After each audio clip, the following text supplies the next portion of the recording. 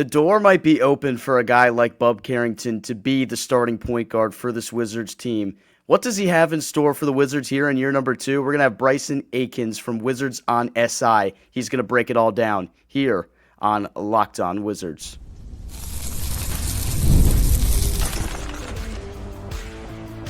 You are Locked On Wizards, your daily Washington Wizards podcast, part of the Locked On Podcast Network. Your team every day.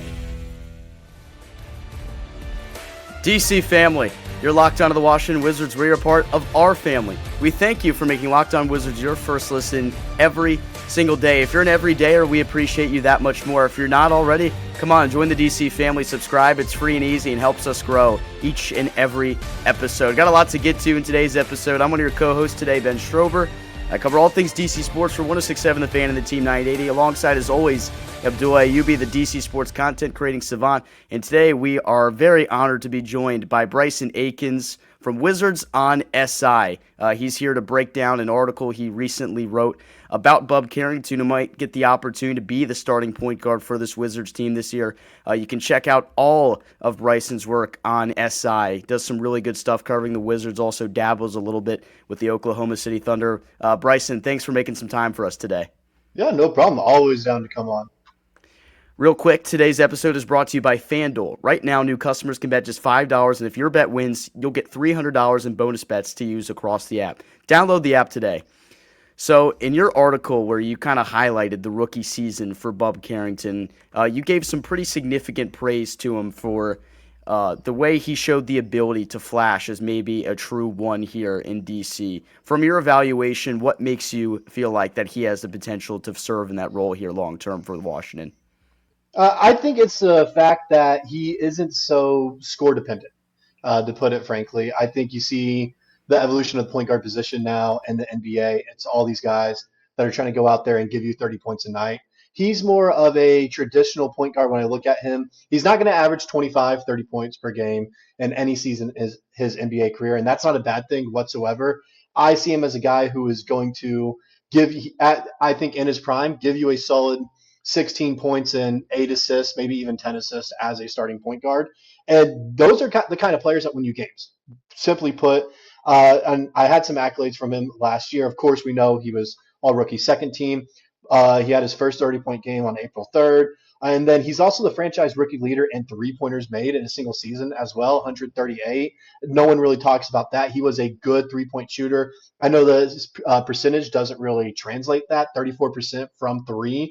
But in his defense, he wasn't asked to take a ton of threes whatsoever. He wasn't asked to score a ton during the regular season. You had guys like Jordan Poole starting over him at times until finally at the end of the year, we started to see him start a little bit more. Alex Sarr, of course, he was going to be asked to score a little bit more as that second overall pick. Chris Middleton while you had him. Kyle Kuzma while he was on the team. So it was just a bunch of guys that, of course, were asked to be these scoring options where Bub Carrington was just asked to be a facilitator. But I look at his three-point numbers. I look at his form. I look at his passing and playmaking ability. He's not going to be this guy who's your third option scoring-wise, but he's definitely this guy that can be your point guard of the future. Now, he's going in his second season, so there's still a lot to kind of try to learn from him. Let me ask you this, Bryson. We all know Bub played all 82 games last season. Can you just talk about how crazy that is? Because there's some superstars out there in the NBA that can't even play half that in the season. Yeah, no, it's absurd to see someone have this kind of health. Wizards players are going through some health problems. Alex Sarr suffered an injury during Eurobasket. Bilal Coulibaly has been I don't want to say injury prone. I don't want to consider him injury prone yet, but if you look at how all his seasons have finished, it's always been with injury. It's always been with an injury. He suffered this right thumb ligament tear in Eurobasket as well, which can be the case for why he didn't have a great finish to the tournament as well.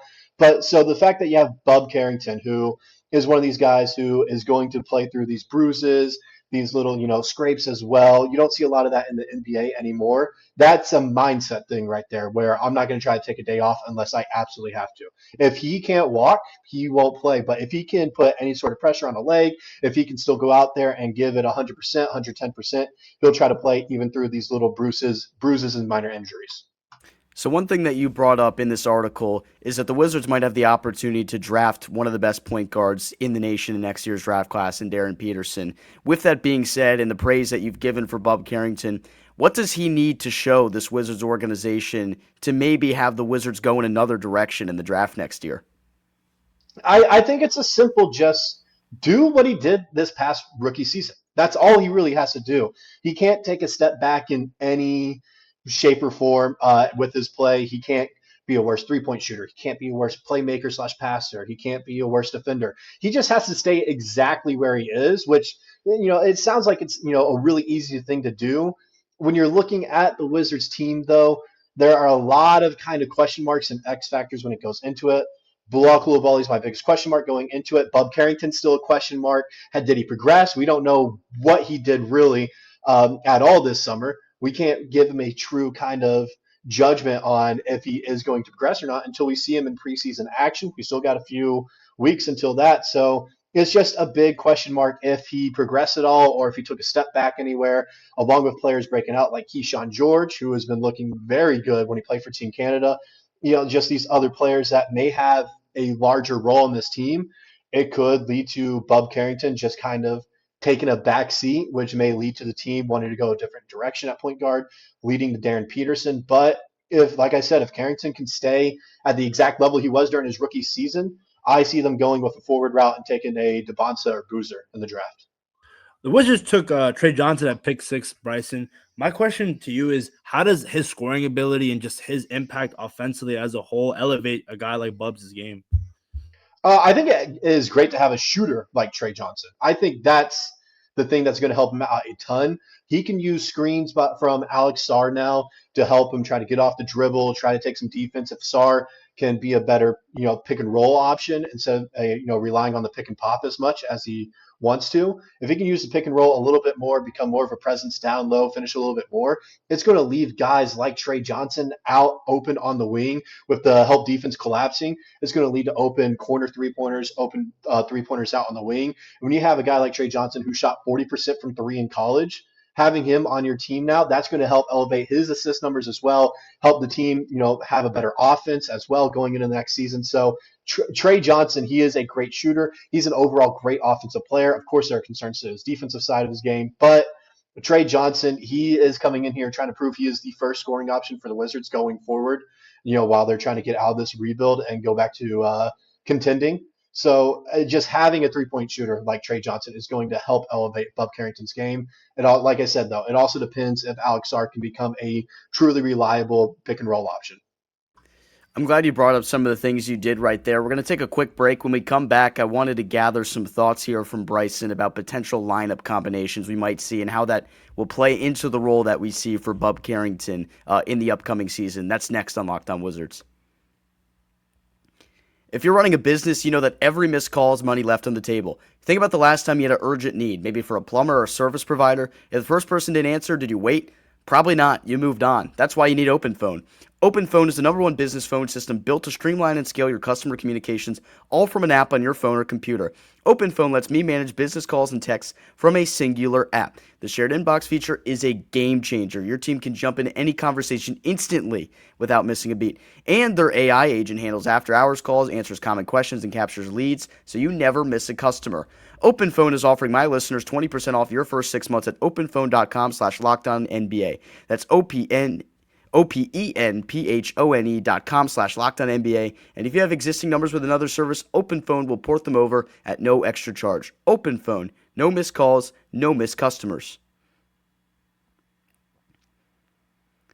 Bryson, one idea that we have flirted with a little bit here on the podcast as of recently, talking about Trey Johnson and the action that we might see from him in his rookie season, is what if we end up seeing the combination of the backcourt starting with CJ McCollum and Trey Johnson? Do you see this as any sort of possibility, or do you think Bub has that one spot pretty safe as of right now? Just because, given the strategy the Wizards have gone at this point this year, where maybe Bub is the only guy you could really consider even close to being a true point guard on this team. If you have a combo guard like McCollum, could they defer to him as the one and then have Johnson play the two and then have Carrington be the sixth man off the bench? I just wanted to see if you thought that was possible or if you think Bub is safe at the starting one spot. I personally think Bub is safe at the starting one spot. It's definitely a possibility that you see him come off the bench. Let's not throw this out of the realm of possibility quite yet. But I do think he is the day one starting point guard. I think he has that locked up after what he did his rookie season. Trey Johnson, I don't view him as a point guard. View him as a shooting guard, 6'6", uber great offensively. So it's like that's how I view him. I view him as a two guard and not a one guard, and that's why I kind of have Bub Carrington being the starting point. He's also, like you mentioned, really the only kind of point guard the team has. There's no one that has the passing slash playmaking IQ that Bub Carrington has, especially at such a young age. So I see it where it's Bub starting at the one, then you see CJ at the two. This is where it gets interesting though for me because I have Trey Johnson starting at the three. Have him go small. I think Trey Johnson is a day one starter even before the Bilal Coulibaly injury. Even once Coulibaly's healthy, have him slide back in at the four. But for now, with the injury, if he's not healthy to go day one, you have Keyshawn George and Alex Starr. I like how you think. I like that. I've never actually thought about that. That's interesting, Bryson.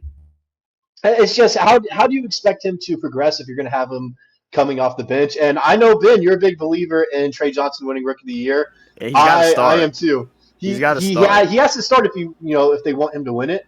And Yeah. if it's a possibility for him, the situation he finds himself in, he has potential come January to be the first scoring option for the Washington Wizards. I know that sounds like it sounds insane when you think about it. It does, but with this Wizards team, you don't really have a pure scorer on the team. You have CJ McCollum, sure, he's going to get traded. I don't see him lasting past January. I think you have to trade him, get him off the team. I just think he's one of those guys who's going to win you games. And let's be honest here. The Wizards don't have their own draft pick. The Knicks have it. It's top 8 protected. You need to lose as much as possible to get that draft pick back and get a top 3 pick. Bryson, when it comes to Bub, I know this is a pretty tough question, but where do you see that what year in his career where he takes that jump and eventually becomes an all-star? I understand the Wizards have to win games, but do you think there's going to be shades of that this year, or do you think, again, obviously the win total aside, but when it comes to his play in general?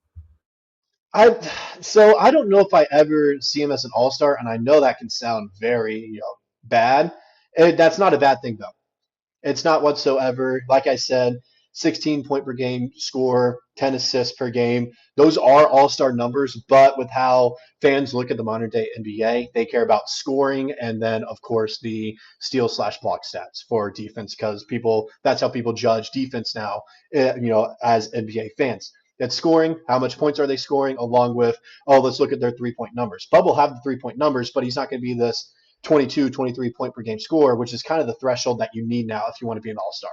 Unless you're a center, of course. If you're a center averaging 10 points, 12 rebounds, and 3 blocks a game like a Rudy Gobert, then you'll make some all-star appearances. But Bub Carrington, it's just one of those things where, like I said earlier in the pod, he's not going to be this first, second, or even third scoring option, but because of his playmaking ability, he's going to make this team so much better, and he'll always be one of these more underrated guys in the NBA because of that passing ability.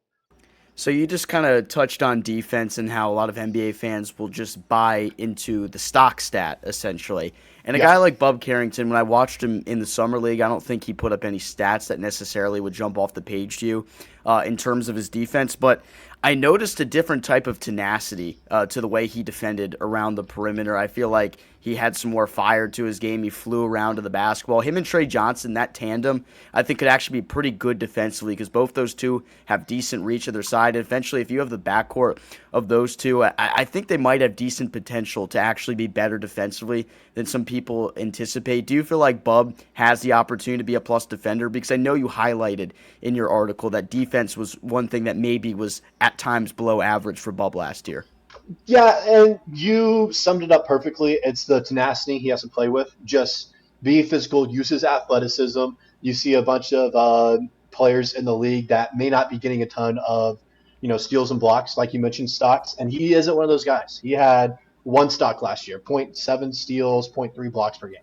So he's not this guy that's going to get the counting stats, but he can play solid defense. He can be an above average defender for you. I don't like using the defensive rating stat whatsoever, but I do think he's one of those guys who can have an above average defensive rating. That also goes into play, assuming that the rest of the team also develops better defensively. But like I said, it's using athleticism.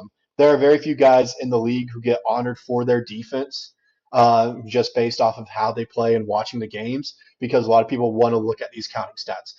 A lot of people think Luka is a good defender because he averages a decent amount of steals, along with Nikola Jokic. Just because you have steals doesn't mean you're a good defender whatsoever. You also have to look at how they're playing, blow by rate, opponent field goal percentage. When it comes to advanced analytics, really only matters for defense. How I look at it, offense, you can tell a lot by the 3-point percentage, 3 points attempted, free throw numbers as well, assist to turnover ratio. But for defense, you do have to look at opponent field goal percentage, drive by rate, all this stuff going into it. And so Bub Carrington, it's just one of those things. He just needs to be an above average defender because he's not going to be guarding these guys that are the one or twos on the team. And like I said, I keep saying this stuff that makes it sound like I don't have faith in him. I have complete faith in him. I think he can be like the best role player on the squad for the Washington Wizards. But that's just all I really see from him. A guy that's a role player that's going to go out there and make the hustle effort plays to win you games. One thing that me and Ben wanted to see going into year 2 of Bub is him being in the free throw line more, Bryson. There was times where we just saw a guy who I love the mid-range shot. I love that 3-point shot, but it just didn't seem like he was being as aggressive as we think he can be. I forgot the stat, Ben, on how many free throws he took last season, but this season coming up, do you expect a jump of him taking free throws per game? That just depends if he's going to drive in more. If he's going to try to attack the paint, that's the only way he's going to get these free throw numbers. He was taking 5 3-pointers a game, but only 9 shots a game last season. So when over half your shots are 3-pointers, naturally, you're not going to have a ton of free throws. The only way as a guard that you're going to get free throws is, unfortunately, if you're going to foul bait at the 3-point line, like we saw with James Harden in his MVP year, or if you're going to try to drive into the lane that we see with guys like Jalen Brunson, who like to get majority of their points from inside the paint. And those are the guys that are getting all these free throws that are driving majority of the time and only taking like 4 threes a game. Like I said, the Brunsons, the Shea Gilgeous-Alexanders, those guys are the ones getting all these free throws because they're driving in, trying to get, take contact, get to the line, because those are free points. Like, you want to try to get the free throw line and get as many free throws as possible, because the more points you get at the line, more than likely you're going to win that game. But for a guy like Bub Carrington, who loves that 3-point shot and majority of his shots are threes, the only way he can increase that free throw numbers is if he takes less threes and tries to drive in more, and I don't see that happening. Great insight here from Bryson Akins of Wizards on SI. Let's shift gears. Let's get off Bub Carrington for a little bit. For the final segment here on Locked On Wizards, we're just going to go through some other general Wizards observations as we approach the season. That's next on Locked On Wizards. The NFL season is here, and FanDuel is making sure you're ready for kickoff with a can't-miss offer. Right now, new customers can bet just $5, and if your bet wins, you'll get $300 in bonus bets to use across the app. I love using FanDuel because it fits how I like to bet. Player props, same-game parlays, or even jumping in live as the action unfolds. FanDuel is the best way to do it. It makes every game even more exciting. Whether you're watching your team or keeping an eye on your fantasy lineup, FanDuel is the best way because it's quick, it's easy, and it is the best way to add a little energy to Sundays. So are you ready to play? Download the FanDuel app now by visiting FanDuel.com to get started. That's FanDuel.com and place your first $5 bet.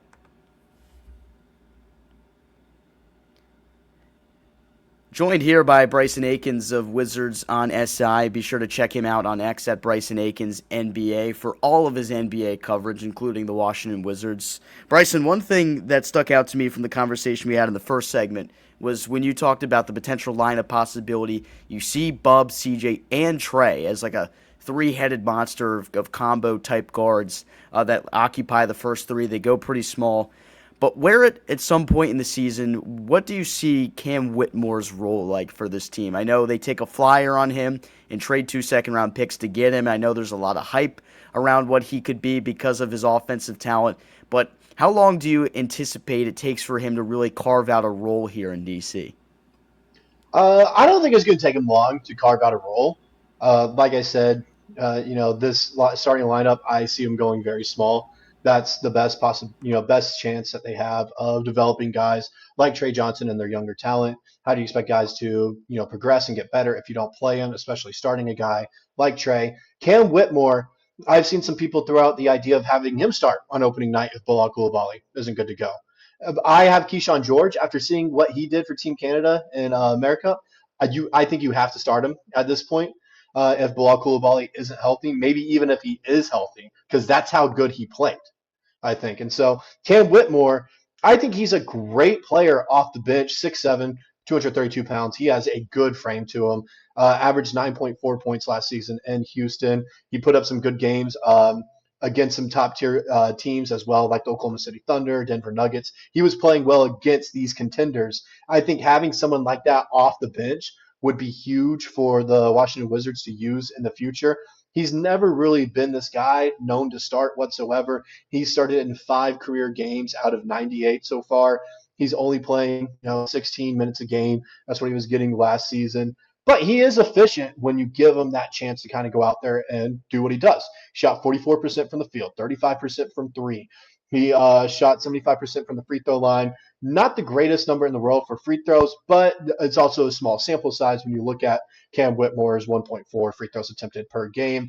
Overall, he is a solid player. I think he needs to be a little bit of a better defender.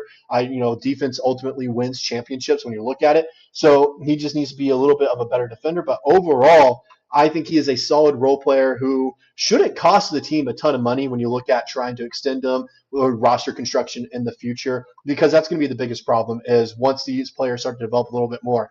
Alex Sarr, I feel like, is inevitably going to get a rookie max contract. Trey Johnson should inevitably get a rookie max contract. That's a lot of money just between those two guys, along with what Bilal Coulibaly may potentially want for his rookie extension as well. So looking at Cam Whitmore, he is a safe bet to have on your bench, especially in the future if you have to let someone like Coulibaly go because of financial reasons or it's just not working out. Maybe he takes another step back. So having someone who I think shouldn't cost more than $20-25 million per year, which it sounds like a lot right now. In 4 years, that's going to be chump change to a lot of teams. So I think having someone like that on the squad right now and in the future, great role player. Ultimately, he is a winner. He's going to help you win some games. I don't see him carving out a role as a starter, but maybe this like 6th, 7th man on the team in the future. We always mention the logjam that we have the Wizards have at the wing position. Bryson, I know, again, he's not been talked about this whole offseason, but Corey Kispert, do you think he makes it past the trade deadline? Because somehow, some way, he's still a Wizard. It's interesting. I don't know what his contract is right now. I can pull it up, but it's an interesting case for Kispert. It's really friendly, I'll tell you that. It is really friendly. I do remember that. And so it is a very friendly contract. It just comes down to what the team wants to do at that forward position in the future. Like I mentioned, this is a do or die year for Coulibaly. Let's say he breaks out. Okay. He just recently signed this extension not too long ago. Club option in 2028, 2029. If you want to go ahead and get ahead of it while he's about to enter his prime, try to get a first-round draft pick in exchange for him as well. Go ahead and trade him some teams that could potentially use a shooter like Kispert. And he's a pretty good shooter as well on a team-friendly deal. Maybe you trade him to, the Golden State Warriors. Maybe you try to get a pick and a young guy from them in return. I know they don't want Jonathan Kuminga. I know a lot of people don't like this opinion that I have of getting Kuminga to the Wizards, but that is a possibility you can go there as the Warriors are trying to add some, older guys on their team, some better three-point shooters as well when they're going forward, trying to capitalize what they have left of Steph Curry. It just kind of depends what the market is looking like for a guy like Kispert. He's not a great defender. He's not a bad one. He's just, he's average, frankly. But he's a good three-point shooter. So it depends what the market looks like for him. If you can get a first-round draft pick and potentially a young guy that you want to put some time into in return, definitely trade him. If not, hold on to him while you have him on this cheap and friendly contract. All right, Bryson, real quick before we get you out of here, FanDuel set the over-under for the Wizards at 18.5 this year. Are they going over or under in wins? I think they're going over. I would take them at around 22 wins this year. I think it's going, especially early on in the season, if the team does do the starting lineup of what I've seen some people predicting of CJ McCollum, Bub Carrington, Bilal Coulibaly when he's healthy, Chris Middleton, and Alex Sarr, I think that team can have you just under 500 kind of start off the year before CJ McCollum, I feel like, is inevitably traded. So because of that alone, started the season seeing, okay, CJ McCollum is winning these guys a little bit more games than they want. Let's trade him. Because of that reason alone, I have him over the 18.5 total. Gotcha. Bryson, we appreciate you for making some time with us. If you want to check out his coverage on Wizards on SI, you can check that out at si.com/NBA/Wizards for all of his work. I'll link down Bryson's Twitter as well. It's at Bryson Akins NBA. And I'll put the link to the article that we detailed today. Bryson, appreciate you coming on the show, man. Of course, anytime. All right, Locked On Wizards Nation, we thank you for making Locked On Wizards your first listen every single day. If you're not an everydayer, join the DC family, subscribe. It's free, and it helps the channel grow. We are getting closer and closer to Wizards basketball being back. Going to be a fun run. For your second listen today, check out the Locked On NBA podcast. Check out that top 100 list made by the experts of the Locked On Podcast Network. For Bryson Akins, who joined us today on Locked On Wizards, my co-host, Abdul Ayyubi, I'm Ben Strober. Wizards Nation, we're out.